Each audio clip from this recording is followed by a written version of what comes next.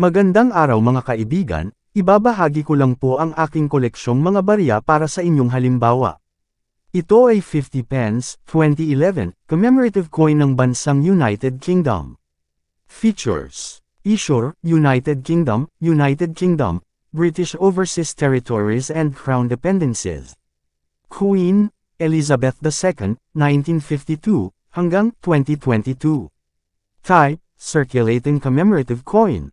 Year: 2011. Value: 50 pence. Currency: Pound Sterling, decimalized, 1971 hanggang sa kasalukuyan.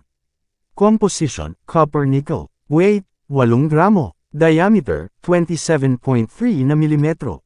Thickness: 1.78 na milimetro. Shape: equilateral curve heptagon, 7 sides. Technique: milled. Orientation: medal alignment. Number: N number 18215.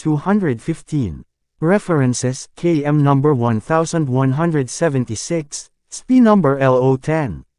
Commemorative issue: 30th Olympiad Series, 2012 Summer Olympics, London. Ito po ang price appraisal sa Numista. Fine, 89 pesos. Very fine, 89 pesos. Extra fine, 140 pesos. Almost uncirculated, 160 pesos. At sa uncirculated naman ay 220 pesos. Maraming salamat po sa panunood. Please like at i-follow mo ako para sa ganito pang video.